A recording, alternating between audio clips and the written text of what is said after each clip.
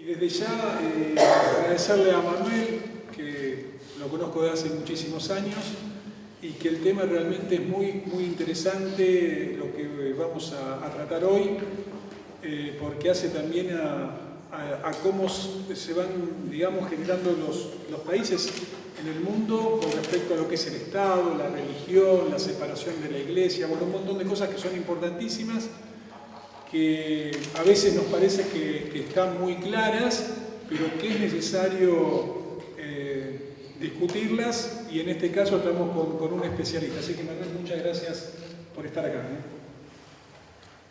Buenas noches.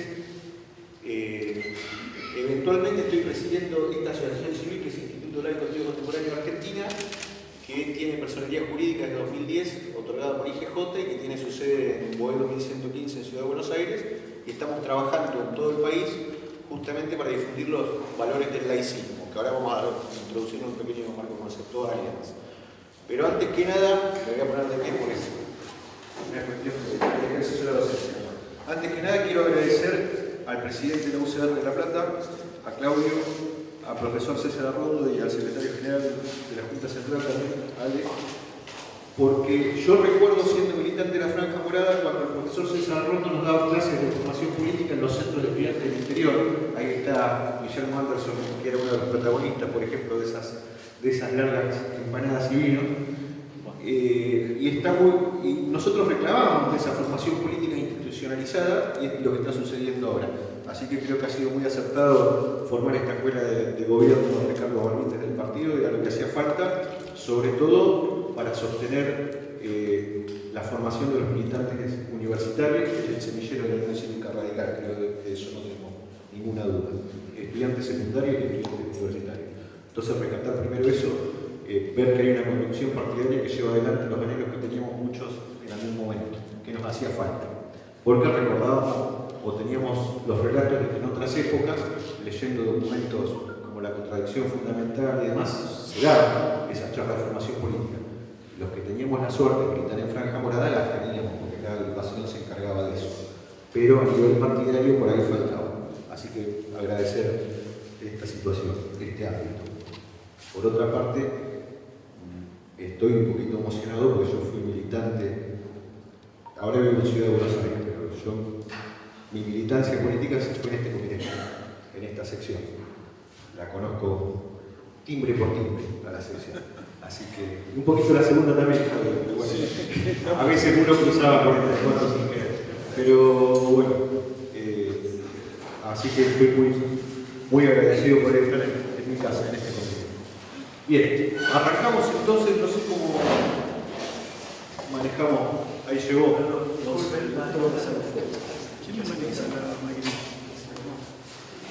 Arrancamos con un pequeño marco conceptual. Si no dejamos igual, seguimos. Vamos a definir primero qué es laicismo y qué es clericalismo. No, está bien. No hay problema. Definimos qué es laicismo y qué es clericalismo. La charla se va a dividir, espero hacerla en 40 minutos como máximo, así si queremos tener un intercambio y nos vamos todos tranquilos. Para otras actividades también. Vamos a hacer un pequeño marco conceptual y después vamos a hacer una revisión histórica para llegar a la actualidad. El marco conceptual y la revisión histórica está relacionada con estos dos conceptos, laicismo y clericalismo, que son dos conceptos que definen dos actitudes políticas. El laicismo es la actitud política que busca escindir de toda decisión pública el dogmatismo religioso. Hay una relación de género y especie entre libre pensamiento y laicismo, o laicidad. Una cosa es el laicismo, que es una actitud política para alcanzar un estado de laicidad. Laicidad es un estado de cosas. Digo esto porque en muchos textos académicos van a encontrar laicismo y laicidad. Laicismo es una actitud política para alcanzar un estado de cosas, que es la laicidad. En este caso vamos a hablar del estado en particular. El laicismo no es ateísmo, primera aclaración. Al laicismo no le importa lo que pasa en el fuero íntimo de cada persona. Simplemente que las cuestiones morales, porque está en el marco del pensamiento, y las cuestiones religiosas no intervengan o no se quieran imponer dogmáticamente en el proceso de toma de decisiones públicas del Estado. es decir, las funcionarias y los funcionarios públicos al momento de tomar decisiones, ver la manera, si bien la subjetividad nunca puede quedar afuera de la decisión, ver la manera de que no se impongan dogmáticamente esas convicciones religiosas. Bien, el laicismo en definitiva lo que busca, lo que busca es que el principal subsistema normativo que rija a las personas que habitan una comunidad sea el derecho. ¿Por qué? Porque la norma jurídica se construye a través del debate político en los órdenes que una constitución establece para que se formen las leyes, o las normas jurídicas en particular, depende de cada caso. El clericalismo, ¿qué es? La actitud política de un culto o conjunto de cultos que busca imponer su subsistema normativo religioso en el ámbito de toda la sociedad.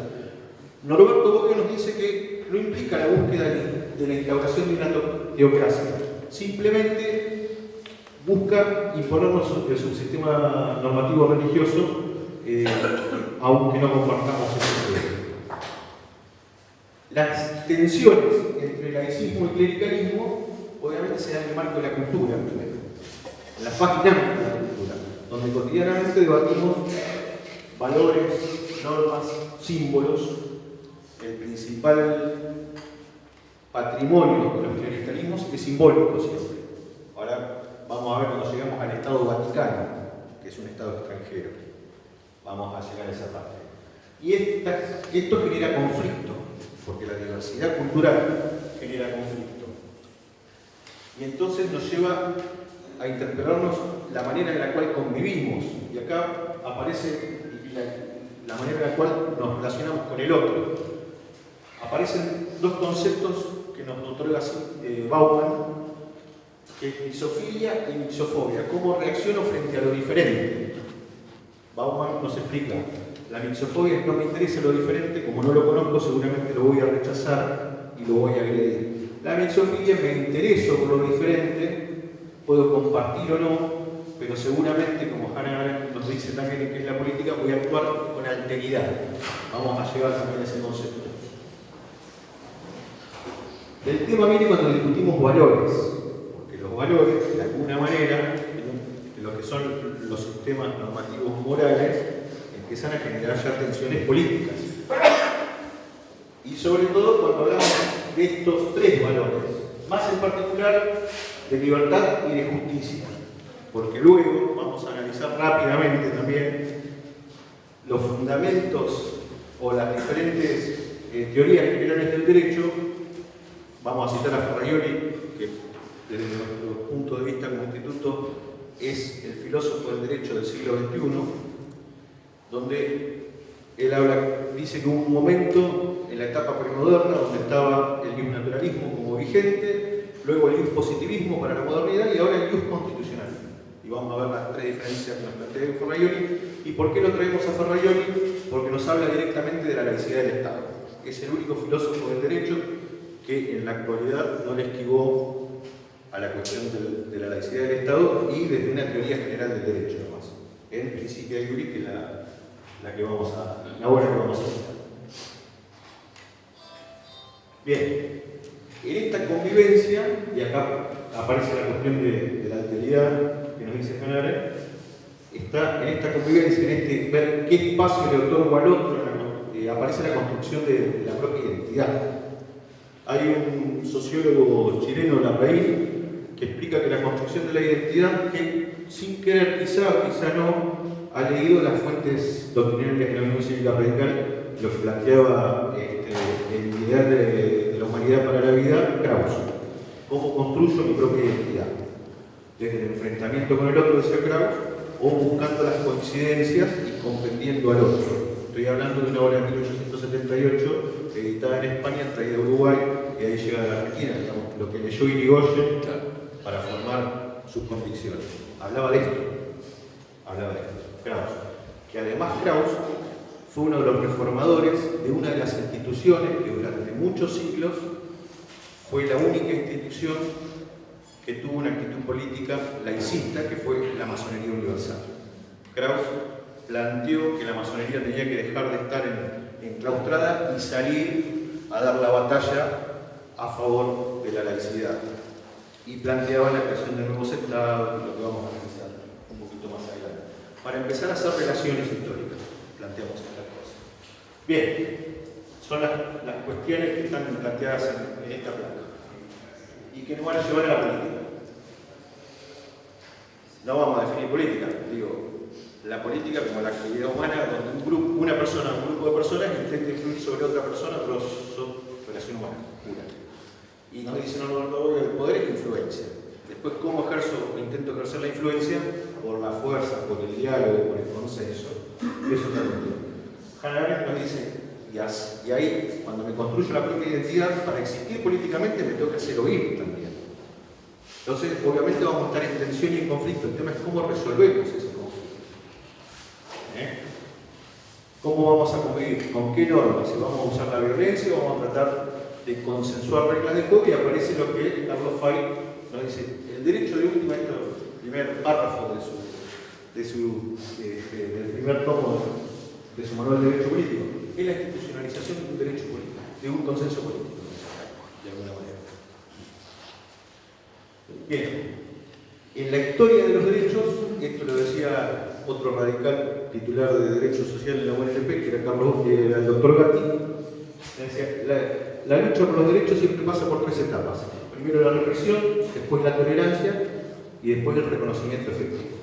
Entonces, frente a esta lucha también hay dos actitudes políticas que uno puede tener, que es el progresismo y la reacción. El progresismo como la actitud política que busca el reconocimiento de derechos que todavía no están reconocidos, y la reacción es la actitud política que busca mantener el status quo, digamos, busca que ese reconocimiento de nuevos derechos no se dé. Ahora voy a agregar en la placa la retrogradación, los retrógrados, los que buscan derogar o que dejen de estar reconocidos los derechos que se lograron conquistar, que va en contra de una de las características de los derechos humanos, que es la progresividad, que implica que una vez que está reconocido un derecho no se puede volver atrás. En la Argentina, en la actualidad, muchos reaccionarios pasaron a ser retrógrados. Ya vamos a llegar a esas cuestiones. Bien, y entonces vamos a encontrar en muchos procesos históricos nuestros una íntima relación entre laicismo y progresismo y clericalismo y reacción. Íntima relación. Desde la Semana de Mayo, cuando de alguna manera se busca instaurar, aunque sea idealmente, el nuevo Estado, donde esto lo dice el historiador del clericalismo en el CONICET, que escribe sobre la historia de la Iglesia Argentina y demás. Solo un 10% de los párrafos de la Revolución de Mayo estaban a favor de la revolución. Solo un 10%. En la Semana de Mayo, Luis de la Orden Petrenita fue el encargado de sostener la teoría del derecho divino de los reyes por encima de la teoría de la soberanía popular, digamos, absolutismo por encima de contractualismo. Y vamos a ver también una íntima relación histórica entre laicismo y constitucionalismo y clericalismo y absolutismo en el desarrollo justamente de las democracias de los estados modernos. Y entonces vamos a ver también una íntima relación entre lo que fue en la antigüedad la ciudadanía restringida y lo que es la ciudadanía universal. Y entonces esta placa va a durar bastante seguramente, porque tenemos que empezar a hablar de lo que nos cuenta Klinek en Teoría General del Estado, que los estados en la antigüedad se fundaban en una etnia o una religión común, porque eran grupos tribales que se asociaban, por eso fundaban una ciudad-estado, por eso después invadían un territorio, por eso olvidaban esa invasión y por eso había una ciudadanía restringida, porque los invadidos podían ser esclavos, no tenían derechos políticos y muchas veces tampoco tenían derechos civiles. Y por eso la antigua Grecia y la antigua Roma se fundan desde ciudades donde está normalizada la esclavitud, normalizada que algunas personas tengan libertad pero no tengan derechos políticos, y el ideal de persona en esa época pasa casi siempre por el caballero fuerte que tenía que pelear lo que se conocía en la antigua Grecia como el ariete, que era el caballero fuerte que estaba destinado a la guerra y donde el concepto o el valor de libertad consistía en lo siguiente. Decían los antiguos griegos, hay un hados, hay un destino prefijado, uno puede elegir si sigue ese destino o no. El tema es que si no sigue el hados, si no actúa conforme el hados en sus elecciones, va a fracasar.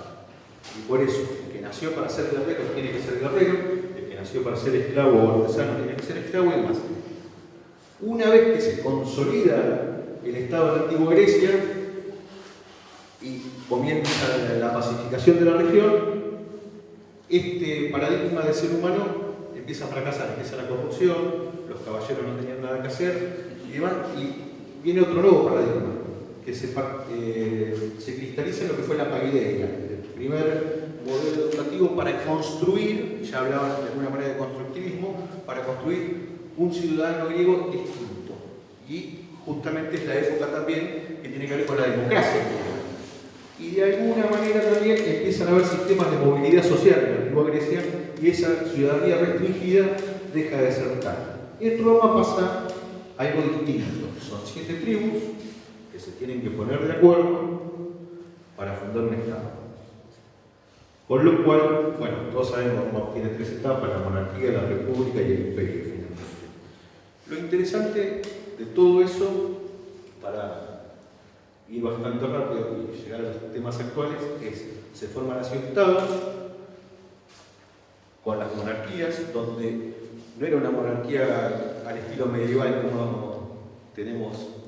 como estamos acostumbrados a analizar, porque no eran vitalicias, sino que las diferentes tribus iban turnando el ejercicio de esa monarquía, hasta que llegó una tribu que puso, por ejemplo, el idioma, ¿verdad, doctor Fuentes? Que fue la latina, y dijo, bueno, nosotros nos quedamos un tiempito más. Terminamos en la República, donde se elegían 2 cónsules que duraban 1 año cada uno, y habían fijado la figura del dictador para que en caso de una emergencia política, durante unos 6 meses, tuviera la suma del poder público, normalizara la situación y después volvían a elegir los cónsules. El Consejo de Ancianos de la monarquía pasó a ser el Senado. Mientras tanto se iban anexando territorios, se iba poniendo difícil de manejar porque había reclamos sociales. Cuando van anexando territorios, este es un dato para rescatar que nos va a servir para la modernidad, los constructores, los que llevaban la urbanización a los territorios conquistados o anexados, se empezaron a organizar. Empezaron a aparecer las universitas, las corporaciones en latín, y la de los constructores, la de los albaniles, la UOCRA del Imperio Romano, se organizó. Y oh casualidad logró el descanso dominical, la jornada de 8 horas y el primer sistema de asistencia social que consistía en pasar el saco de la viuda, porque no había accidentes en esas construcciones, por las medidas de seguridad precarias, casi siempre fallecía alguno de los obreros o quedaba lisiado, entonces había que sostener al lisiado o había que sostener a la viuda. Entonces pasaba el saco de la viuda en el pago semanal. Y voy a dar un dato más, que para ir llevando la cuestión un poquito más avanzada, y se les enseñaba el arte de la construcción y se les enseñaba además lo que se había empezado a enseñar en la Escuela de Artes Liberales de Atenas, o sea, las artes liberales y lo que luego fue el trivium y el quadrivium, es decir, se les enseñaba retórica, matemática, etc. Todo en el ámbito de la universidad, de la corporación de la construcción, por ejemplo. También había una transmisión del culto, que obviamente era el paganismo, que era el culto de la época. Bien. Estas universitas logran estas cosas, sigue el Imperio Romano, hasta que llega un general que había ido a las calles, vuelve, hay una crisis política y dijo, me nombro dictador por 6 meses y me quedo un poquito más. Ahora soy el César, aparece el Imperio Romano. ¿Verdad?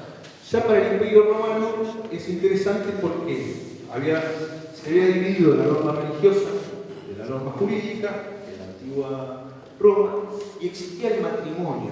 Esto es muy importante para cuando lleguemos al siglo XXI, el matrimonio igualitario en la Argentina y los relatos del clericalismo al respecto. Ya existía el matrimonio civil. Roma, no existía el cristianismo, existía el matrimonio civil como no había análisis de ADN, la única manera de saber si una persona nacida era hijo o hijo de un ciudadano romano que podía adquirir esos derechos políticos, el ciudadano romano era a través de la matriz, de la madre, por eso matrimonio. Existía el matrimonio civil, que aún muchos papas, ya entrada el medioevo, decían que es más importante el matrimonio civil que el religioso. Bien, para cuando lleguemos al siglo XXI, la discusión del matrimonio voluntario. Bien, el tema es que el Imperio Romano se desploma en Occidente, por lo menos. Previo a que se desploma, sucedieron algunas cosas. Ya Justiniano, en el año 529, creo que está en la diapositiva posterior, no me acuerdo. En el año 529 cierra la Escuela de Artes Liberales de Atenas, ya existía el cristianismo, la licencia docente pasa a ser monopolio de la Iglesia. Estamos hablando del Imperio Romano. Solamente los ordenados podían ser docentes. Cuando se desploma el Imperio Romano, el espacio público en Europa Occidental desaparece el derecho, desaparece el Estado, desaparece el espacio público. Lo único que queda, y esto está documentado, muchos generales romanos pasan a ser obispos, hoy generales, mañana obispos de la Iglesia. Lo único que queda como institución universal es la Iglesia en toda Europa, que tiene el monopolio de la educación bajo el paradigma de la santa ignorancia, además. ¿Por qué? Porque el conocimiento no era para cualquiera, porque sembraba la duda en las personas, y tras la duda, obviamente, estaba el demonio. Estos son los catecismos de la Iglesia Católica. El principio de la santa ignorancia. Bien.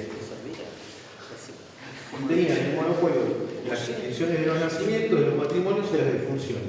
Había un monopolio cultural. ¿Puedo andar por acá el demonio cerca? Me desafío si andas por acá. Nunca falta. No lo provoques. No lo provoques. Que aparece por ahí. ¿Pero qué pasó? No, lo que no desaparecieron, entre otras cosas, fueron las corporaciones. Y vamos a dar otros datos de color. El cristianismo pasa a ser del paganismo, que era el credo oficial de Roma, pasa a ser el cristianismo. Pero además, el principal festejo del paganismo era el Sol Invictus, 25 de diciembre, hemisferio norte. Los romanos eran agricultores y guerreros, tenían una religión que hacía culto del sol, como la tenían los incas, por ejemplo, o algunas culturas precolombinas avanzadas.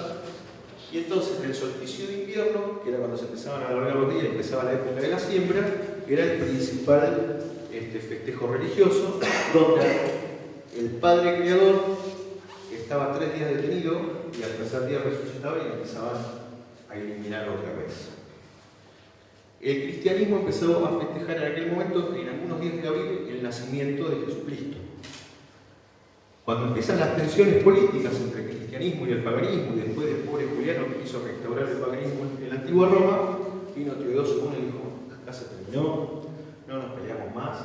Todo se festeja el 25 de diciembre y por un edicto el nacimiento de Jesús pasó a festejarse en la fecha del solsticio de invierno y del Sol Invictus.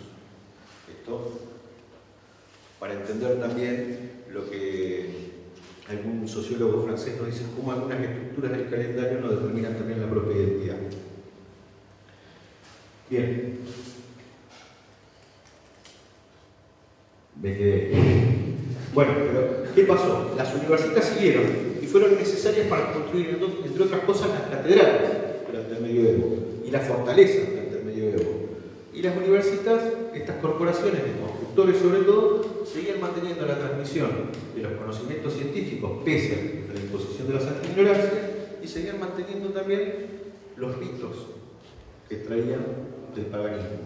El Sol Invictus, el naturalismo de alguna manera y demás. Pero también había otras universidades, otras corporaciones, por ejemplo de docentes y de estudiantes que estaban en contra del monopolio de la licencia docente por parte de la Iglesia Católica, y por eso en 1225 ocurre el éxodo del país, donde de la recientemente incendiada catedral, un grupo de estudiantes y de docentes y licenciados docentes, cansados de aprender y enseñar a través del dogma, se van y aparece la primera universidad autónoma y laica, digamos, de alguna manera. Y al poco tiempo, a los 10 años, estas universidades se multiplican por Europa y empieza el germen de lo que después se conoció como el Renacimiento, de estudiar las antiguas instituciones romanas y griegas y ver de qué estamos hablando cuando hablamos de política, en definitiva. Cuando hablamos de derecho, cuando hablamos de soberanía y la representación, lo que digo de la soberanía. Y por eso, durante el medioevo, ahora sí, vamos a Ferraioli directamente, me perdí con las placas. Ferraioli nos dice, hubo 3 momentos en las teorías generales del derecho. Una fue el naturalismo, donde se decía que el derecho tenía que ser justo y que había un derecho natural que provenía de Dios, que es la fuente de toda razón y justicia, y que toda aquella norma, toda aquella decisión jurisprudencial que no estuviera cercana al derecho natural proveniente de la fuente de toda razón y justicia era injusta.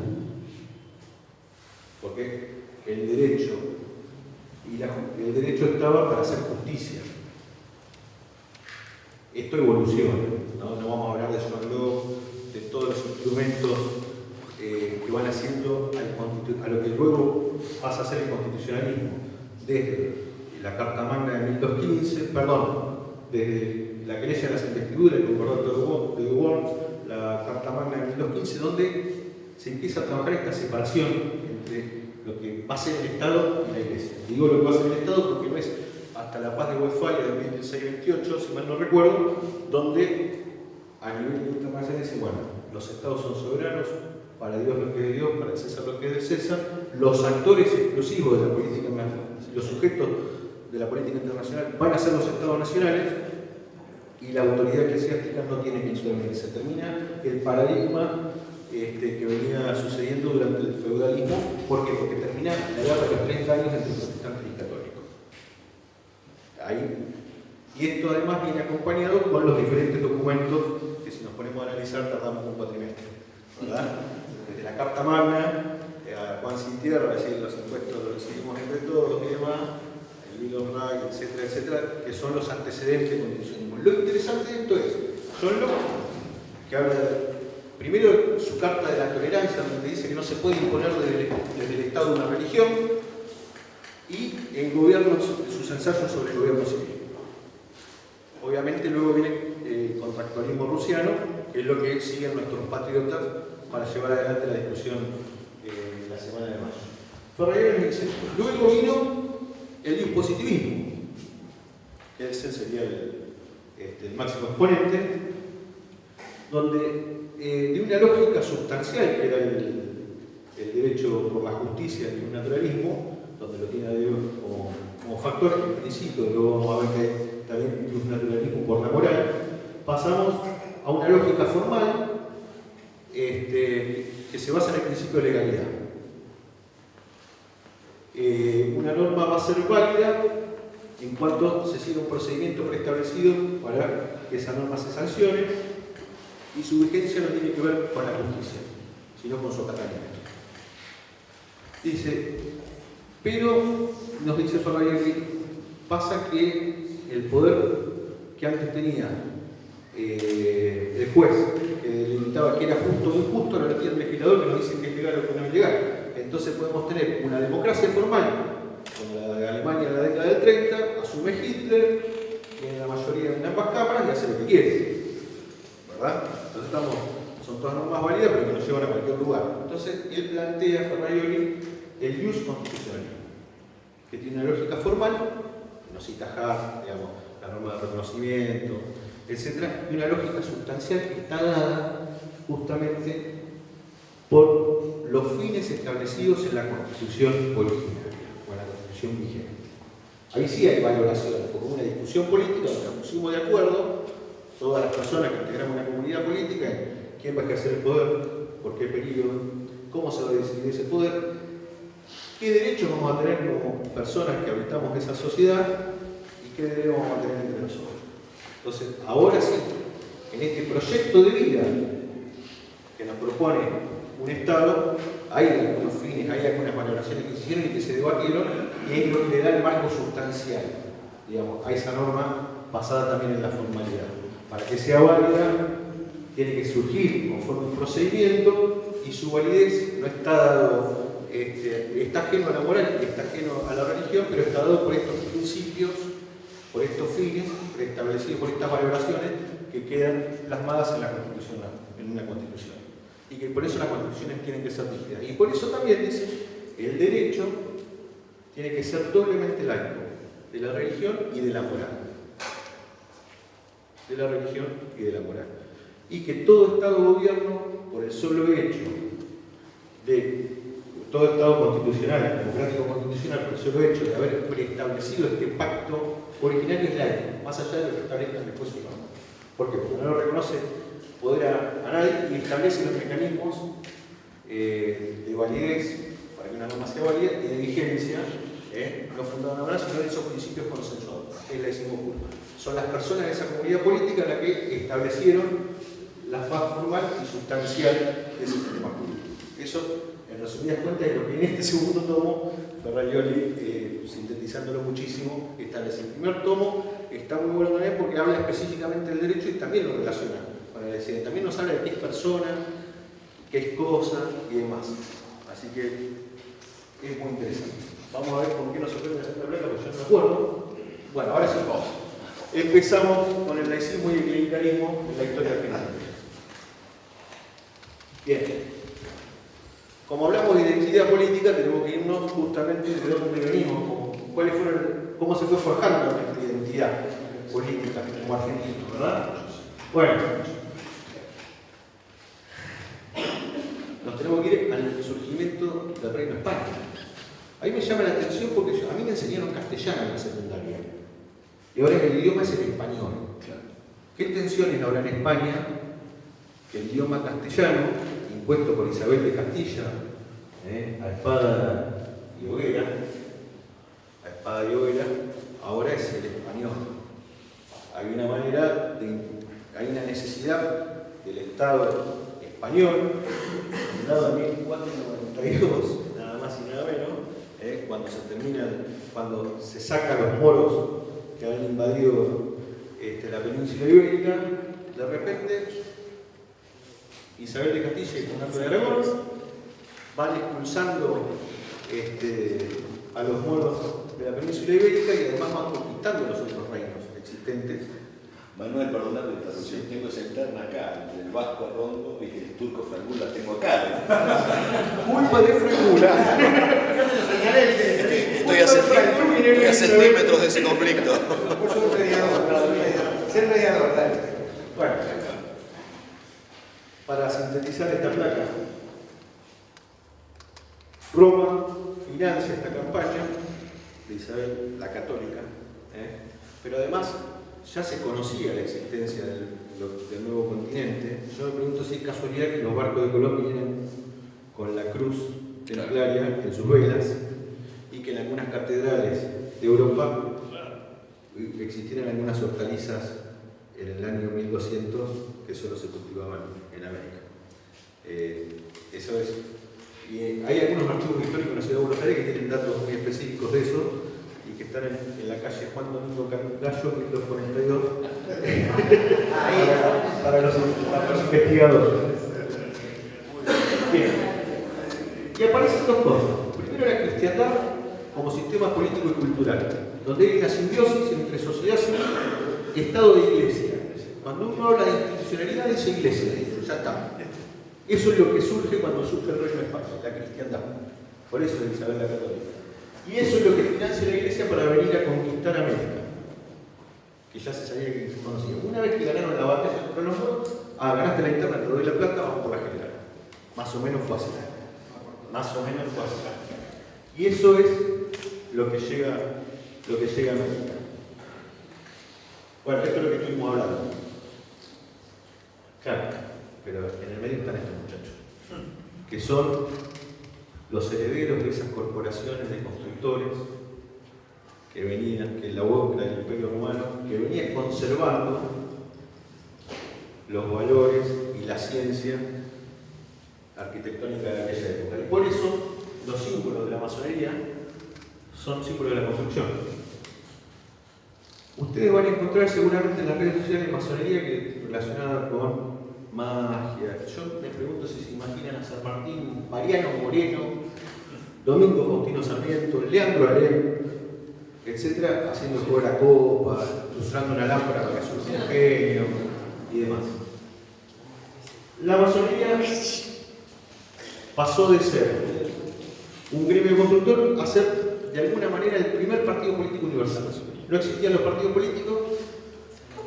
Imagínense en el medioevo o en pleno absolutismo que hay una organización que ya deja de ser únicamente para transmitir el conocimiento de la construcción, sino que pasa a transmitir también los valores de la República Romana, de la antigua Grecia y demás. ¿Dónde? En un sistema de castas vigente somos todos iguales, se eligen las autoridades de ese ámbito por elección directa de sus miembros y los mandatos son periódicos, no son vitalicios. Obviamente, si estoy en el poder y me surge esa agrupación, tengo que hacer algo. Bien.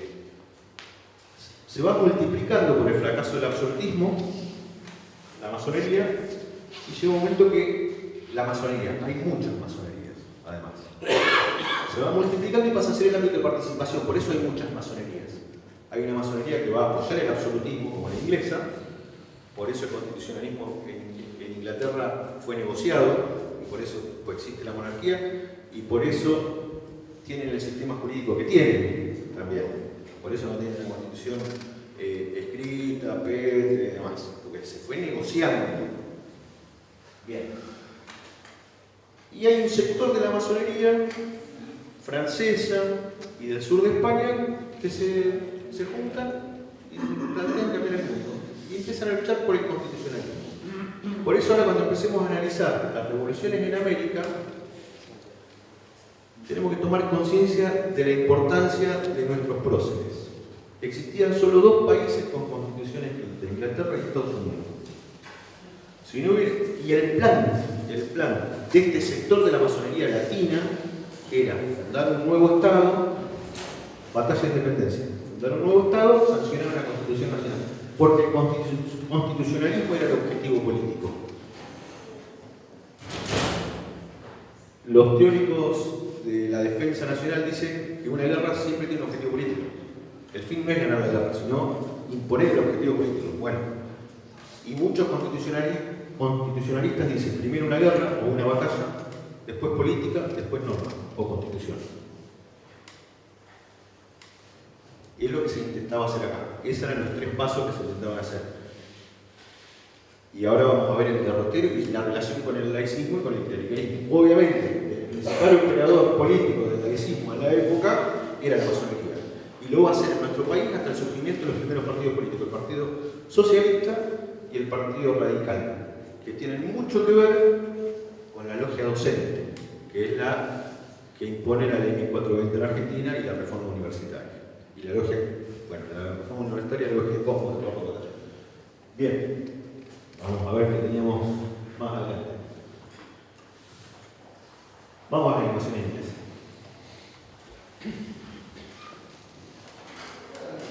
La primera invasión inglesa era una negociación entre Miranda, que era el jefe de esta operación en América, era el jefe de las logias lautarias de Sudamérica y era el jefe de la logia lautarina que comandaba regionalmente Bolívar.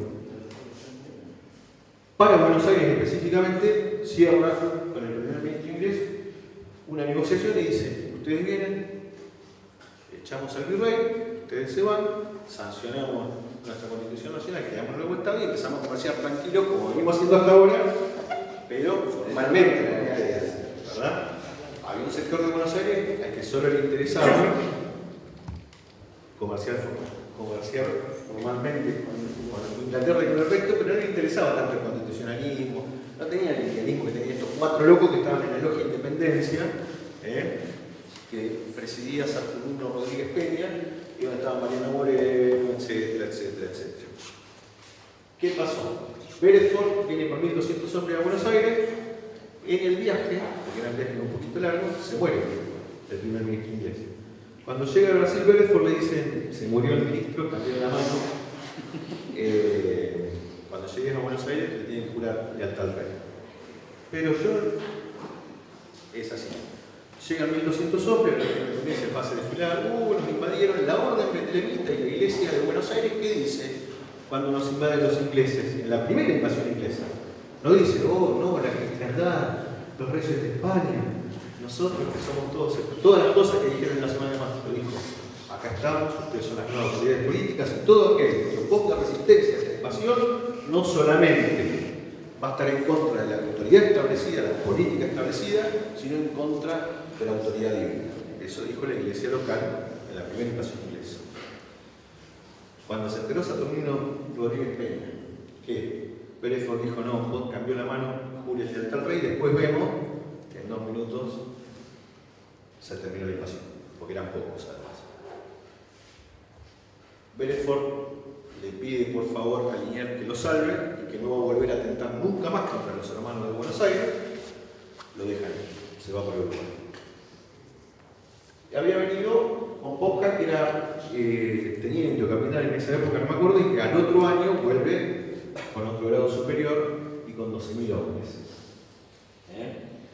Y la segunda invasión se pelea en serio. Y ahí Roberto Di Stefano, que es escritor católico, que escribe en la revista Criterio y que maneja lo que es la cuestión del laicismo, porque acá hay otra cuestión: se ha monopolizado el discurso y el análisis historiográfico desde el clericalismo, a nivel doctrinario, a través de la Universidad Austral y la Católica, y de CONICET a través de Roberto Di Stefano. Esto hay que decir, no llegan autores, no llegan investigadores de historia al CONICET que planteen otra cuestión distinta a la que plantea Roberto Di Stefano en sus análisis. El propio Di Stefano nos dice que ahí empieza a tambalear la cristiandad. Cuando nosotros en Villique leemos que las invasiones inglesas se empieza a construir la propia identidad, esto dice en realidad la propia identidad está más o menos, existía a nivel comercial, los Anchorena en Buenos Aires, sobre todo digo los Anchorena porque llamamos a llegar a Rosas, que era el primo de los Anchorena, que lo único que le interesaba era poder comerciar, pero una identidad así no existía todavía. Bien, llega la semana de mayo. Fernando VII es invadido, entonces aprovechamos. Y acá se da el debate entre estas dos tendencias. La de la soberanía popular en dos ramas, esto hay que decirlo. Por un lado, los más jacobinos, como Mariano Moreno, que hablaban directamente de Rousseau, es más, él tradujo el contrato social al castellano para que se divulgara en el Río de la Plata, y había otro sector, el de Saavedra, que seguían más la doctrina del suarismo, es decir, sigue estando Dios como fuente de soberanía, pero se la otorga al pueblo y el pueblo elige a su gobernador. Sin embargo, siempre estaba el pueblo en el medio dentro de los patriotas, más allá de estas dos. Y obviamente, los sectores españoles mantenían la de la Sonti. Se logra, obviamente, lo que todos sabemos en 1810. Es importante lo de Paso, porque el último argumento que tiran los realistas es: bueno, está bien, ustedes son solo Buenos Aires, y el resto de las provincias, ¿qué opinan de este debate? Bueno, nosotros venimos en representación de negocios ajenos, artículo 48 del Código Civil y Comercial, venimos en representación de negocios ajenos, y después van a representar gracias a French y Beruti, que con el trabuco en la cintura repartían caracteritas, se logró sacar el primer intento de constitución es la Asamblea del año 13, y acá hay que decir, pasamos de la Junta Grande al primer triunvirato, y acá hay un dato importante. El primer triunvirato logró imponerse el sector comerciante de Buenos Aires. Pará, la constitución ya está, ya podemos hacer lo que queremos. Entonces apareció la logia Lautaro y dijo, se van. Uno de los exiliados fue Bernardino Rivadavia, cuando se establece el segundo triunvirato. Es un dato para anotar. Porque cuando llega Martín Rodríguez, gobernador militar de la provincia de Buenos Aires, ahí surgen dos figuras políticas: Bernardino Rivadavia, que vuelve hecho una loca masona y laica de Europa, luego del exilio, y Juan Manuel de Rosas. Los dos surgen del sector unitario de Buenos Aires. Bien, y yo acá me hago un planteo cada 9 de julio. ¿Por qué festejamos el 9 de julio? Y en serio te digo, me lo pregunto. ¿Por qué? Porque fracasada la Asamblea del año 13 para sancionar la Constitución Nacional, en el Congreso de Tucumán se fracasó de vuelta con el intento de sancionar la Constitución Nacional. Porque cuando se eligen los diputados, los sectores del clericalismo logran la mayoría. Pero además, San Martín, que ya estaba viendo cómo usaba los Andes, cómo juntaba dinero para sostener el ejército del norte y demás, se encuentra con un corredor y le dice, pero no me dan plata los muchachos de Buenos Aires. Y el Congreso te va a salir para atrás, no va a salir la Constitución. San Martín le dice, hay dos opciones. Primero, Güemes ya está bajando, así que pónganse las pilas, declaren por lo menos la independencia porque Güemes está bajando. Y no quiero ir yo, dice San Martín. Se reúne con Borrell, y no quiero ir yo. Aparece la plata para el ejército de los Andes llamativamente y se declara la independencia. Se declara la independencia, pero los clérigos que participan del Congreso ponen una santa patrona de la independencia de América y dicen, pero esto lo tiene que ratificar Roma. Pero le tenemos que pedir permiso a Roma. Esto está en las actas del Congreso. Con lo cual, visto desde este punto de vista, el 9 de julio salió de apriete y no se cumplió el objetivo político que era la sanción de una Constitución Nacional. Bueno, llegamos. Me voy a apurar. Lo importante acá, porque después vamos a hablar de la década del 30 y de una tendencia discursiva con ínfulas de escuela historiográfica, que es el revisionismo histórico, que surgió para instaurar el mito de la nación católica en la Argentina en la década del 30. Acá aparece Juan Manuel de Rosas de la mano de Martín Rodríguez. Juan Manuel de Rosas se dedicaba a echar indios de un territorio y formar estancias, guardar ganado, comerciar con Inglaterra, con los saladeros y los cueros, y era primo de la Manchorera y era socio del hermano de Dorrego. La estancia bonaerense, como sector conservador que sirva rural, funciona en la sociedad rural, para dejarlo sintéticamente claro, surge de la mano de Juan Manuel de Rosas. Tulio Alberindón, que no quiero irme de tema, pero digo, hay muchas obras escritas más allá de lo que surgió después como revisionismo histórico. Y si me quiero jurar, pero si quieren que debatamos sobre el revisionismo o no, vamos a debatir sobre el tema con la revista Criterio, los círculos de cultura católica, etcétera, etcétera, cuando se pone de cabeza. Bien, reaparece Rivadavia, que había exiliado por atentar contra la revolución, iniciado masona, francesado y recontra laicista. Y aparece la reforma Rivadavia, que era ministro de gobierno de Martín Rodríguez. No era gobernador, no era presidente, no era nada. Bien, va a fondo. Bueno, funda la Universidad de Buenos Aires, pero al frente un clérigo. Esto hay que decirlo. La hubo al principio, un clérigo. Después se va logrando el ámbito de la laicidad. Y todo lo que conocemos de los bienes de la iglesia que pasan al Estado, el terminar con el diezmo, hay un gran progreso de la laicidad y se convoca una asamblea constituyente que en 1826 genera un escándalo. Acá es cuando las provincias le dicen, ¿viste esa representación de negocios que no? Es eso, una constitución unitaria, donde además la mayoría somos hermanos, estamos a favor del laicismo, y me pones a la religión católica apostólica romana como religión de Estado, explotó todo. Entonces le damos pie a que llegue Manuel Dorrego. En el medio había una guerra con algunos países vecinos, que Buenos Aires quería seguir sosteniendo, Manuel Dorrego dijo, basta, paremos con la guerra, tratemos de abonar las cosas para lograr un Estado federal con una Constitución Nacional. Dorrego era federal, en serio. Es importante las defensas de Sarmiento hacia Dorrego también, para derribar otro mito del revisionismo histórico, de que los que estaban a favor del constitucionalismo en Argentina en realidad eran todos unitarios y que vos era el federal. Bien. Dorrego fusilado, se empiezan a organizar los caudillos del interior, porque ante la falta de espacio público, ante la falta de educación, de que lleguen estos textos europeos y demás, aparece el discurso religioso como fundamento de la identidad primitiva, como decía el general de Estado, y el caudillo. Y, bueno, Facundo Quiroga, y yo para traerlo a la contemporaneidad, esto es Tucumán, este año. Religión muerta. Bien, y aparece la Santa Federación. 1829, la legislatura de Buenos Aires le otorga la suma del poder público. Y vamos a estos detalles. Para doctorarse en la UBA había que adherir a la causa Rojo Cruzó y declararse católico. La UBA, el primer arancel de una universidad en la Argentina se da en la época de las Rosas. Pero además, miren esto. Se cierran escuelas públicas y los inmuebles pasan a la iglesia, a diferentes órdenes de la iglesia. Se cierran orfanatos, la licencia docente otra vez tiene la cuestión religiosa de por medio.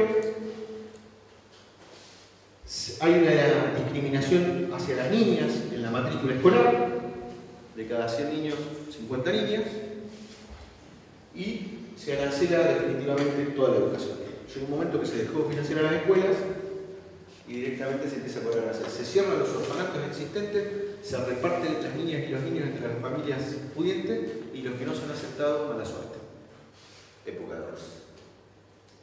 Bien, batalla de Caseros, pero previo a la batalla de Caseros acá está. La cuestión de la identidad, ¿no? ¿Cuál es nuestra identidad política, individual y colectiva y el constitucionalismo de por medio? La batalla de 1829 hasta 1853 sin poder siquiera hablar de constitución. Quiroga, que era un caudillo, le insistió a Rosa con el tema de la constitución y Rosa no mandó a asesinar. Bien. Aparece la generación de Mayo, que era odiado tanto por unitario como por federales. Porque lo único que querían era construir una identidad nacional que no tuviera que ver con la disparidad que hablaba el Rosín con la Santa Federación. Acá surgen los primeros ensayos de sociología argentina, se juntaban en el salón literario y acá aparecen Alberti, Sarmiento, etcétera, que son los que de alguna manera hacen el trabajo político para que luego de la batalla de Caseros, donde Urquiza derrota a Rosas, se logre sancionar la Constitución Nacional. Y lo importante son el debate de por qué tenemos en la actualidad el artículo 2 de la Constitución Nacional. Se quería establecer, los sectores del clericalismo querían establecer en la Constitución de que la religión católica o católica romana fuera considerada única y verdadera, que fuera protegida por las autoridades públicas y el pueblo le debiera sumisión. Otra Constitución que dijo, no, esa fórmula está mal. Respeto al pueblo y sumisión a las autoridades públicas, que son las que toman las decisiones, a la religión católica.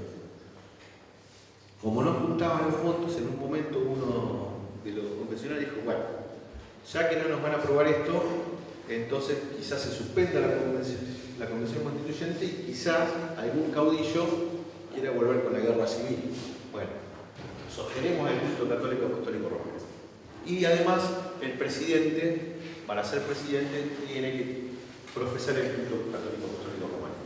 Un detalle, la Iglesia Católica excomulgó a los masones. Por eso Sarmiento, cuando asume la presidencia de la República, renuncia a su condición de masón. Más allá de la explicación lo iban a excomulgar y no iba a poder asumir. Bien. Bueno, primera cuestión para ir adelantando en serio. La generación del 80 es visto por el revisionismo histórico como una generación homogénea de élite, que la única política de Estado rescatable tiene que ver justamente con la laicidad. Yo me pregunto, ¿qué tiene que ver? Bueno, acá hay algunas personas que están entre la del 37 y la del 80. ¿Qué tiene que ver? Primero, me pregunto si Sarmiento pertenecía a la élite, no tenía ningún título. Si bien es el padre de la educación, de los sistemas educativos de Sudamérica, no logró tener ningún título por su condición social. Me pregunto qué tiene que ver Leandro Alem con Roca, cuando las revoluciones de Leandro Alem son las que terminaron con el roquismo. La generación del 80 era diversa, los intereses eran distintos, había tensiones y quizás fue un proceso bastante violento en el que el país se organiza. A mí me parece que lo correcto es hablar de proceso de organización nacional, sí, sonó feo. proceso de constitucionalización del país. Es así. Es así. Lo interesante acá es la logia docente, y lo interesante es lo siguiente. Sarmiento, que había estado en Chile exiliado y que organizó el sistema educativo de Chile y de Uruguay, le dice a Roca y a Pizarro, que era el ministro de Educación de Roca, que era ultracatólico, vieron que se va a ver un congreso de la sociedad de Palermo, qué sé yo, nosotros tenemos ganas de discutir de educación. No le dijeron nada más. Tenemos ganas de discutir de educación. Ah, bueno. Se habían invitado a los chilenos, a los uruguayos, etc. Y arranca el congreso. Y el portavoz del laicismo en la educación en este congreso, que también integraba la logia docente, era Leandro Alem. Están las actas del congreso para ver los debates y demás. Era así, Alem contra José Manuel Estrada. Ese fue el congreso. Laicismo Leandro Alem, José Manuel Estrada, clerical. Bueno, obviamente ya sabemos que se aprueba la ley 420. La logia docente dice, bueno, se aprobó la ley 420, fantástico. Pero hay personas que al ciudadano hay que seguir educándolo para que ejerza sus derechos. Hay que formar otra cosa. Hay que formar, no solamente la educación formal. Hablamos comités, etcétera, etcétera. Bien. Y si bien todos conocíamos la historia de la Unión Cívica, la traición de Mitre, cuando Campo no le trae las municiones y lo deja solo en Plaza Lavalle, a un muchacho de Boina Blanca, quizá hay que investigar quiénes eran parte de la logia docente, qué dicen las actas en este momento para ver también por qué en muchos comités durante mucho tiempo había un busto de Sarmiento y por qué en los comités, en la mayoría de los comités originarios, hay bibliotecas y hay formación política. Tiene que ver con esto. Y por eso también tiene que ver la cuestión de la reforma universitaria. Como se está haciendo tarde, voy a decir lo siguiente. Lo más interesante de esto es que la reforma se da en 1918 y en 1919 Hipólito Yrigoyen le quita la oficialidad a los títulos que estaba otorgando la Universidad Católica de Buenos Aires, incipiente. Y entonces, el sistema universitario argentino es de monopolio estatal y gratuito y laico. Esto así hasta el golpe del 43. Esto así hasta el golpe del 43. Durante esta etapa del radicalismo en el poder, de masas migratorias, de diversidad cultural que debe convivir, aparecen algunas manifestaciones del radicalismo como la Liga Patriótica Argentina, que en definitiva lo que buscaban era perseguir a los inmigrantes, porque aparece de alguna manera esta cuestión de fundar la identidad nacional desde el catolicismo, la religión común o la etnia común. Y aparecen estos grupos violentos, donde hay, en este caso, como el señor Botrano se le entrega la medalla de oro de la Liga Patriótica Argentina, donde sabemos que se fusilan anarquistas en la clase, se persigue a radicales, el incipiente movimiento obrero que estaba surgiendo en ese momento, donde la mayoría eran justamente integrantes de estas asociaciones de socorros mutuos y gremios pequeños y demás, donde la mayoría estaba también atravesando la cuestión, son perseguidos, todo desde la xenofobia, obviamente. Bien. Y en 1929 la iglesia deja de ser solamente una iglesia para nosotros como país y pasa a ser un Estado extranjero. Entonces yo acá dejo esto latente. Si una iglesia evangélica cabildea porque está en contra de que se apruebe la interrupción voluntaria del embarazo en Argentina, ¿qué hace? Obvio. Ahora, si un Estado extranjero financia asociaciones civiles para que esas asociaciones civiles o universidades privadas, para que esas universidades privadas publiquen falacias jurídicas o falacias médicas como la de Albino, ese Estado extranjero financia esas cosas, ¿para qué? Para que el Estado argentino a través del Congreso tome una decisión de determinado perfil. A mí me enseñaron en una maestría que eso es un operativo de inteligencia en el Estado extranjero que intenta interferir en el proceso de toma de decisiones del Estado argentino. No es el lobby de una iglesia. Bien.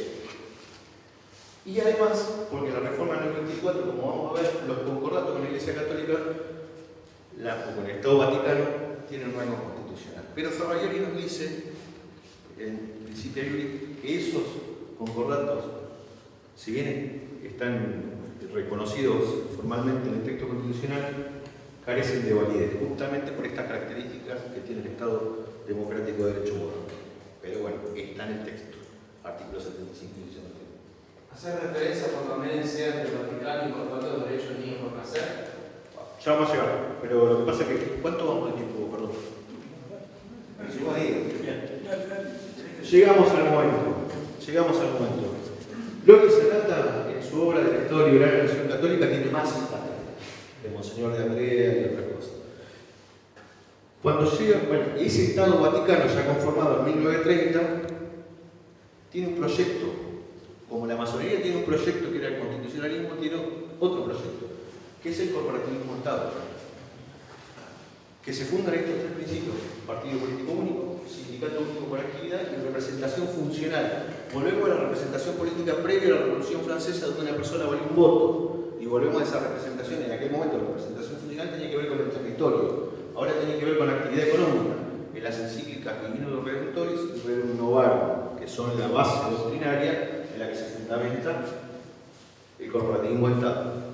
El golpe de Estado del 30 tiene que ver con el corporativismo de Estado. El objetivo político del golpe es constituir un corporativismo de Estado en Argentina, pero además para el Estado Vaticano reconquistar culturalmente el territorio perdido, porque lo que sucedió en la Argentina refractó en todo Sudamérica. Las reformas universitarias, educativas, el constitucionalismo, etc. Entonces había que recuperar el territorio perdido, porque también, esto no lo dice el presidente electo, lo dicen varios analistas de derecho internacional o de relaciones internacionales, el Estado Vaticano es un Estado que se desarrolla, su principal patrimonio es simbólico, se desarrolla en territorios de terceros estados y con recursos de terceros estados. Bien. En ese plano aparece el Congreso Eucarístico de 1934. Mientras tanto habían fundado estas herramientas políticas, ¿no? La Nación Católica Argentina, la revista Criterio, la Círculo de Cultura Católica, etc. Bien. Es tan fuerte lo que sucede con el Congreso Eucarístico que termina partiendo a la misma masonería. El gran maestro entonces era Fabián Onsari. Fabián Onsari lleva 2000 masones a comulgar. Los masones que venían de la España franquista, que eran republicanos, que eran anarquistas, los propios radicales de España, no, muchachos. Nosotros nacimos para implantar el constitucionalismo, están volviendo esto y se parte. Y aparece el Gran Oriente Federal Argentino, donde todos estos republicanos, radicales, socialistas, anarquistas, terminan de ese lado y la masonería de la academia, dirían los revisionistas, queda pegada acá. El general Justo es miembro de esta masonería, que termina negociando con la ideología del momento, la ideología de moda que era el corporativismo de Estado, que estaba creciendo en Europa, digo, para ver las analogías con el presente y tener cuidado también, ¿no? Bien. El principal, bueno, cuando fracasa la década infame, porque los radicales se plantan y hay algunas revoluciones, aparece el Grupo de Oficiales Unidos para una nueva investigación del corporativismo de Estado. Se cierra el Congreso, se intervienen las universidades, bueno, estas cosas que ya sabemos por acá vienen lo interesante.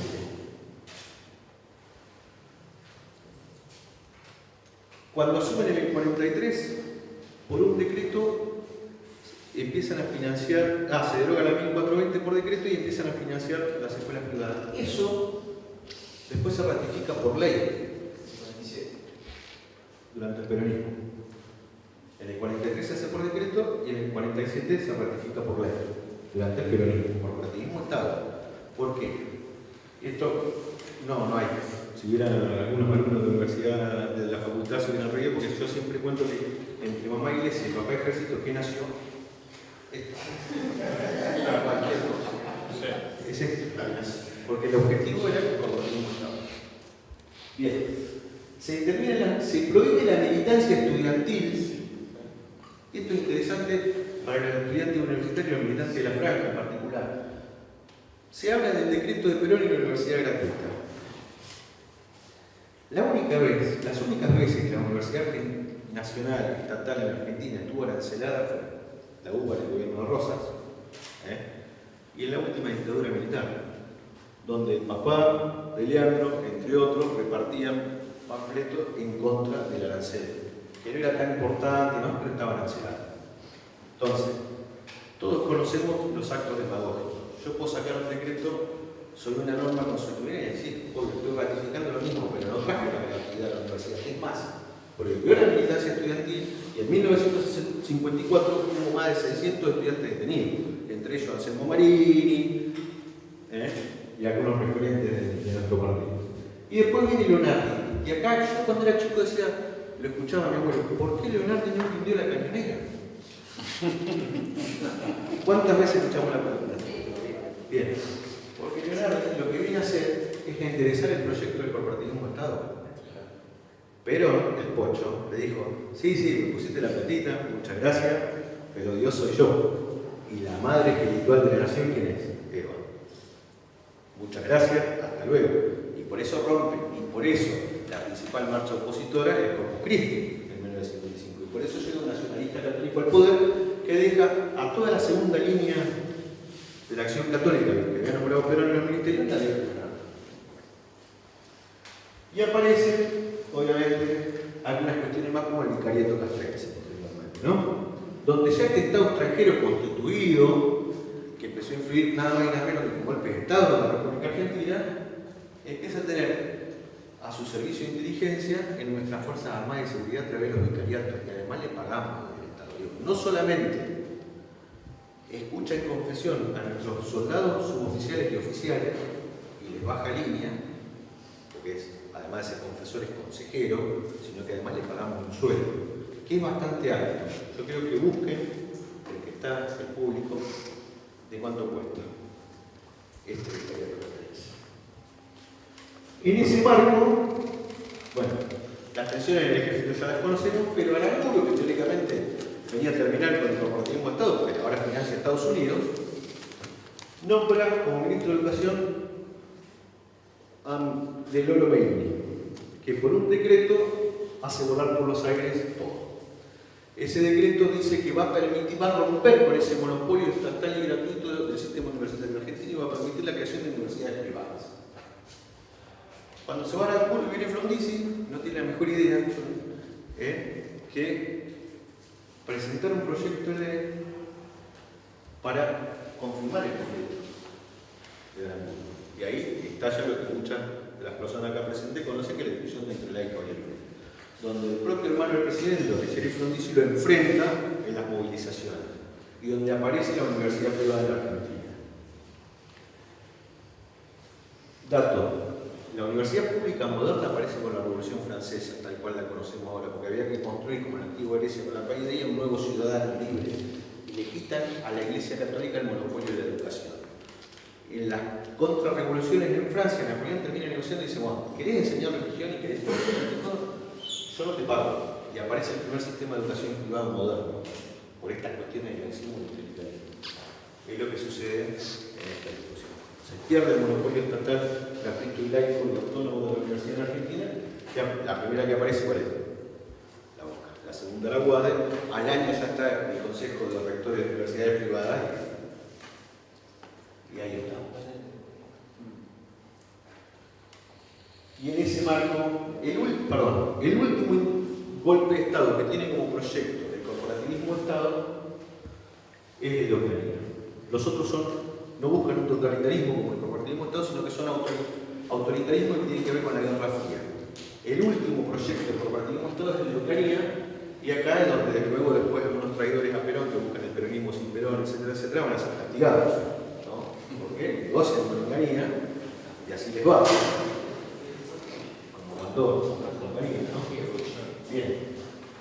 Y acá otra vez se ataca a la universidad. La noche de los bastones largos. Yo no quiero hacer redundante sobre cuestiones que la mayoría de los radicales están formados. Y además por una cuestión de tiempo, y quiero llegar a los temas actuales. A ver qué tienen. Bueno, otro de los temas. Cuando Isabel logra para América y nace España, todo le dan el patronato, es decir, le dan la posibilidad de que sea la autoridad civil la que de alguna manera nombre conjuntamente con Roma a las autoridades de lo que ahora ya es un Estado extranjero, territorio nacional. Onganía, deroga el patronato. No las nombramos tranquilos, yo no me meto y que hagan lo que quieran. Adentro hay fuerzas de seguridad, adentro hay fuerzas armadas, etcétera, etcétera, etcétera. Y acá está la fuente para que después se vea con tranquilidad. Bueno, lo que derrota a Onganía ya lo sabemos, pero el cordobazo es la movilización de los estudiantes universitarios. El primer fallecido en el cordobazo es un estudiante radical, pero aparecen otra vez desde el clericalismo y la violencia como manifestación política estos grupos que son Tacuara, la CNU y Montonero. Montonero, cuando surge como una ruptura de Tacuara, es nacionalista católica de derecha, después hace revolucionario. Cuando tienen que cumplir las funciones de la Brigada Roja de Mussolini, es decir, desestabilizar a todo gobierno que no sea peronista, ahí empiezan a tener un discurso más de izquierda, pero surgen así. Y si ustedes ven los nombres de los fundadores de Montonero con los nombres de la acción de la juventud católica, los van a encontrar a todos.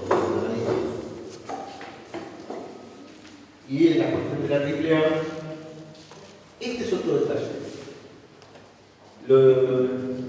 ¿Cómo llega a ser el jefe de la Armada Macera? Está bien, a través del peronismo. La Armada es, dentro de las fuerzas, teóricamente la más antiperonista, la más gorila, es Lorenzo Miguel el que se lo presenta a Perón, a este teniente de fragata, y es parecido a lo que pasó con Lucas Ortega. Es en ascensor la carrera militar de los. Bueno, voy a dejar acá 1987. ¿No? Ya sabemos lo que pasó. La iglesia se oponía, bueno, el peronismo que sancionaba los decretos para el periodo de subversión, que venía de la mano de la AAA, que sus agrupaciones de izquierda también no surgen de la acción católica de derecha, si asumían el poder, iban a continuar con la amnistía de los militares, porque Tarreluda lo decía explícitamente en su campaña electoral, y ahora la Fuerza decía lo contrario. El Banco Nacional de Datos Genéticos, los juicios de las juntas, ya sabemos cómo el grado máximo de oposición, no lo recuerdo, entre el laicismo y el clericalismo en el gobierno de Alfonsín fue en 1987. Y acá me gusta hacer esta línea de tiempo. De 1810 hasta 1860, para que una Constitución Nacional fuera de alguna manera ratificada por todas las provincias. Que se sanciona en 1853, pero Buenos Aires, hasta que no se sientan a cenar Urquiza y Mitre, no la firma. De 1860 recién hasta 1987, y digo 1987 y no 1983, para que se consolide ese constitucionalismo en la Argentina. Porque fue Semana Santa del 87 donde supimos que teníamos constitucionalismo dentro, y ya no digo democracia, no es solo la democracia, es ese proyecto originario de 1810 que se consolida en 1987. Y donde, como nos enseñaba el profesor César Ronda cuando éramos chiquitos, el Partido Radical tiene mucho de esa identidad de la generación de Mayo. Así lo dice en sus textos, tengo los textos, profesor Arrondo. Bien, tiene que ver con esto. En 1987 hay una gran tensión. ¿Por qué?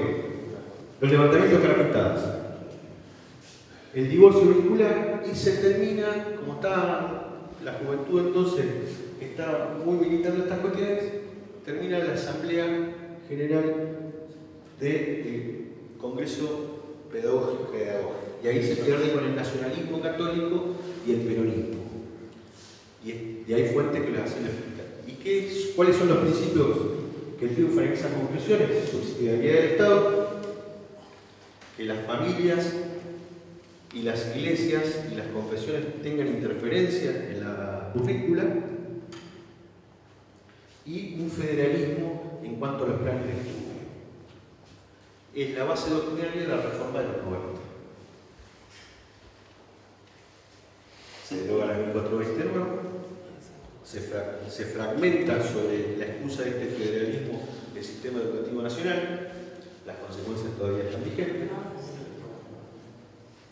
y la relación entre peronismo e iglesia estaba de la mano de Borrachino, que negocia la cuestión de los carapintados con Menem, le saca los indultos a Menem, y establecen el día por nacer. Que si quieren buscar más relación del Día del Niño por Nacer con la religión católica, fíjense que ambas tienen un calendario común. El Día de la Santa Anunciación. Ese día es el Día del Niño por Nacer. establecido por ley durante el menemismo con mayoría, obviamente y sobre todo en el Senado, donde tienen mayoría desde el regreso de la democracia hasta la fecha. También hay que decirlo. Bien. Se reforma la Constitución. Estas son, vamos rápidamente, lo único que hace hincapié son las discusiones sobre el aborto. Sobre todo porque cuando el año pasado se debatió, había muchas personas militantes del radicalismo que en su buena fe decían: si Alfonsín te viene con el pañuelo verde te va a matar. El 2 de agosto de 1994 se debate esta cuestión porque había un sector del radicalismo que quería que una norma constitucional sancionara el aborto. Y Ronald Alfonsín les explicó que el hecho de que el artículo 4, inciso 1 de la Convención Americana de Derechos Humanos diga que la vida, los Estados partes protegen, en general, la vida de la concepción, implica una asistencia social del Estado a la mujer embarazada, pero que esa norma no es incompatible ni con una legislación que luego penalice el aborto como una legislación que no lo penalice. Y que hay que terminar con la tragedia del aborto de Alfonsín, pero no a través de la penalización. Y esto lo dijo, y está en las actas de la Asamblea Constitucional. Y además está en varios medios nacionales de la época, 2 de agosto de 1994.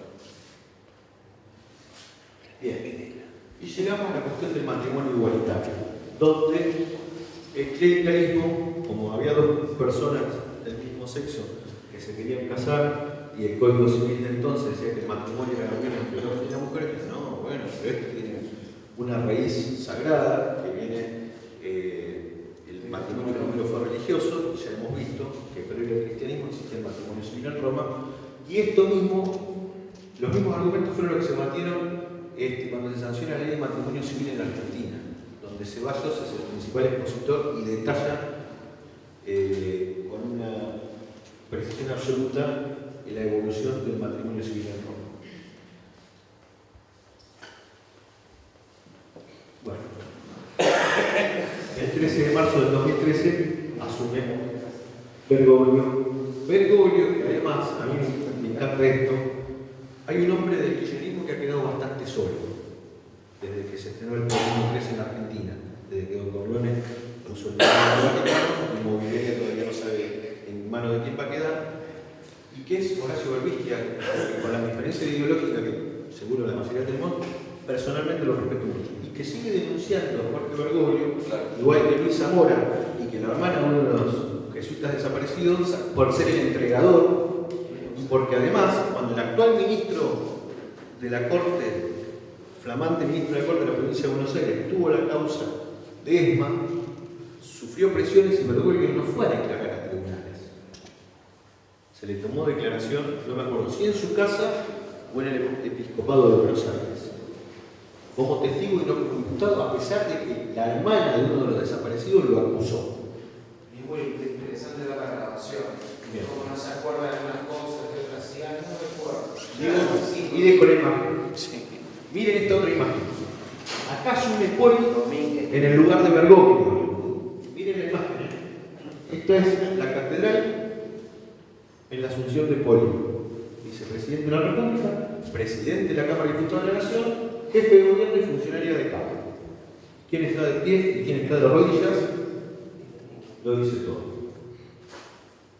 En este marco se había presentado el proyecto del Código Civil y Comercial de la Nación y no tenía tratamiento, hasta que, y esto lo dice Marisa Herrera, lo voy a decir yo, lo dijo Marisa Herrera en la Universidad de Lanús, hasta que el operador político del gobierno nacional de entonces, con el Estado Vaticano, que era Julián Domínguez, fue a Roma. Imagínense si Negri va a Estados Unidos a preguntarle qué hace con el presupuesto al presidente de Estados Unidos. Sería el escándalo, ¿no? Fue a Roma, el proyecto recupera Estado parlamentario, no se debate en ninguna comisión y se aprueba. Con algunas modificaciones que no se debatieron en comisión, más allá de los argumentos que muchos legisladores y legisladoras del oficialismo de la oposición dieron para la validez de la norma. Y por ejemplo, Marisa Herrera lo denuncia porque es una de las coautoras del anteproyecto, donde el artículo 19 que habla del comienzo de la existencia de la persona humana era bastante extenso y queda en una oración. El comienzo de la persona humana comienza con la vida de la persona humana comienza con la concepción, punto. Listo. El resto, que tenía que ver con salud reproductiva, además, desapareció del proyecto. Y es Marisa Herrera, desde mi punto de vista, una de las mejores doctrinarias del derecho de familia y del derecho de la mujer, más allá que no compartan su inclinación político-partidaria, es la que compartía entonces el mismo sector político con Julián Domínguez, y hace esta denuncia cuando daban explicaciones de lo que iba a ser la norma jurídica que iba a tener vigencia el 1 de agosto de 2015. Bien, en 2008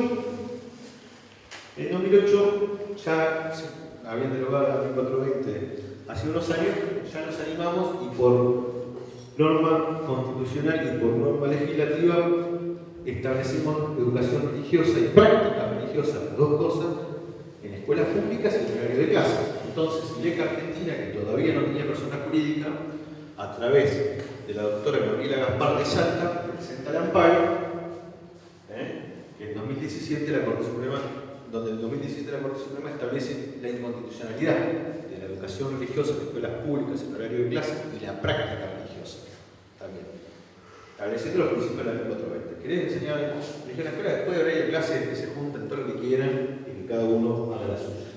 Y el año pasado, en 2008, por la misma situación, ya con personas jurídicas, con personalidad jurídica, somos parte actora en Tucumán, por la misma situación. Bien, acá hubo tres falacias en este operativo de inteligencia del Estado extranjero vaticano para influir en el proceso de toma de decisión del Estado argentino. Una era simbólica, que hay un sector a favor de la vida y otro es a favor del aborto. Acá lo que había era un sector que quería terminar con el aborto clandestino en la Argentina, por las razones que ahora vamos a ver rápidamente, y otro sector que quería mantener el status quo. Progresismo y reacción, de alguna manera, ¿no? Actualmente ya se pasa y quieren no solamente mantener el status quo, sino que el derecho que está consagrado deje de estar, o por lo menos su vigencia práctica. Bien. Las tres falacias, bueno, la primera era esa. La segunda, que en caso de aprobarse la normativa, se iban a violar los instrumentos de protección de derechos humanos que están consagrados por el artículo 55 y inciso 22 y establecían, bueno, el que ya había aclarado Alfonsín en 1994, que era la Comisión Americana de Derechos Humanos, por ese artículo 4, inciso 1, donde esa protección de la concepción tenía que ver, como dijo Alfonsín, con una ayuda social del Estado a la mujer embarazada y no con penalizar el aborto. Y la otra es un poco más compleja, que tenía que ver con que al momento de que la Argentina ratifica la Convención de los Derechos del Niño, que tiene un principio de interés superior del niño dentro de sus normas que establece que frente a la colisión de derechos entre cualquier niño o adolescente y un mayor de edad, tiene que prevalecer siempre en toda decisión judicial, legislativa o administrativa el derecho del niño. Eso establece. Bien, el tema es que en el artículo 1 de la Convención se dice ser niño hasta los 18 años, no se dice desde cuándo. En 1991, cuando la Argentina ratifica, dice desde la concepción. Entonces dice, con esa reserva que hizo la Argentina al ratificar legislativamente la Convención, en caso de aprobarse la interrupción voluntaria del embarazo, el aborto legal, se estaría violando esta norma. El tema es que lo que tiene rango constitucional, y esto lo dijo la ONU, lo que tiene rango constitucional es el artículo 1 de la Convención, hasta 18 años, no dice desde cuándo. Lo otro tiene rango legislativo, la reserva, es decir, que con otra norma legislativa, aprobar esta, simplemente queda derogado. Y no hay contradicción. No lo entendí, no puedo repetir, perdón. La reserva que hace la Argentina no forma parte del texto constitucional, Sí. porque solo la aprobó el Congreso cuando ratifica el pacto. Entonces, en caso de aprobarse la interrupción voluntaria del embarazo, no se está violando la Constitución porque no forma parte del texto la reserva, desde la concepción. ¿Porque fue posterior? No, porque forma parte solo de las leyes. Lo que pasa... A ver... Decirle algo. Orden, sí. Es una condición de vigencia del tratado. El 75, inciso 22 dice que se incorpora con rango constitucional en las condiciones de vigencia. Las condiciones de vigencia las pone el legislador local al momento de incorporarlo. ¿Cuándo lo incorporó? En el artículo 1 dijo cuál iba a ser el alcance. Bueno, hablando de las condiciones de vigencia, otra cuestión más. ¿Quién le otorga las condiciones de la vigencia a estos instrumentos? Los organismos internacionales que velan por su cumplimiento. En el caso de la Convención Americana de Derechos Humanos, que establece que la vida se protege de la concepción, la Corte Interamericana de Derechos Humanos, que ha tenido un fallo ejemplar que fue Artavia Murillo en Costa Rica, donde simplemente estableció que no se puede decir cuando comienza la vida de la persona humana porque entran a jugar factores religiosos, filosóficos, morales, y estaríamos haciendo clericalismo en alguna manera. Igualmente, hoy más temprano, vos habías hablado, recordame lo de la doble laicidad, porque me parece que tiene como una relación en lo que fue el debate del Senado, esa... Sí, sí. tema. Me Sí, parece Ferraioli que- lo dice. Sí, ahí, no lo dice, eso- lo dice Ferraioli. Bien. Y la otra, la Convención de los Derechos del Niño, el Comité de los Derechos del Niño de Naciones Unidas, que le viene pidiendo a la Argentina desde hace bastante que por favor modifique la legislación en materia de aborto, porque hay un montón de niñas y adolescentes que se ven vulneradas en sus derechos por estar condenadas al aborto clandestino. Con lo cual, esa falacia está... Otra falacia es la cantidad de estados que adscribieron a la Convención Americana de Derechos Humanos que tienen su legislación interna el aborto. Esa es otra falacia. Exacto. Adhirieron a la Convención Americana como algo convencional a sus constituciones y en su legislación interna hacen el aborto no punible bajo determinadas condiciones, que fue lo que debatimos el año pasado. Pero además, no hay una Corte Provincial en Argentina que haya ratificado una condena de aborto. Con lo cual, lo que sucedió acá, y acá es para ir terminando, digamos, estamos discutiendo estas cuestiones porque hay un cambio cultural ejercido por la mujer que es la protagonista del siglo XX, que dijo que, en este caso, clericalismo, Estado Vaticano, mi cuerpo no es más el campo de tu acción política, las decisiones las tomo yo, y así en otro orden de cosas. Y por eso llegamos, y acá vamos a concluir, con la cuestión de con mis hijos no te metan. En el pleno debate sobre la interrupción voluntaria del embarazo que planteaba, bueno, que haya educación sexual, pero ahora resulta que con mis hijos no te metas. Ya en la década del 70 el Comité de Derechos Humanos Europeo empezó a sacar dictámenes en este sentido de que el Estado tiene la obligación de meterse con sus hijos porque tiene el monopolio de la currícula. Porque la educación es pública, después es de gestión privada o estatal, pero la currícula es del Estado. Y el Estado tiene el deber de cumplir con los derechos humanos y con los instrumentos de protección que los establece, dentro de los cuales está obviamente la Convención de los Derechos del Niño, que habla de la autonomía gradual y progresiva del niño y de las decisiones sobre su propio cuerpo y su propia identidad. Con lo cual esta discusión no tiene sentido. Ojalá presenten una amparo, vayamos otra vez a la lucha judicial para discutir esta cuestión. Bien. Creo que por acá estamos terminando. Perdón si me excedí con el tiempo. No.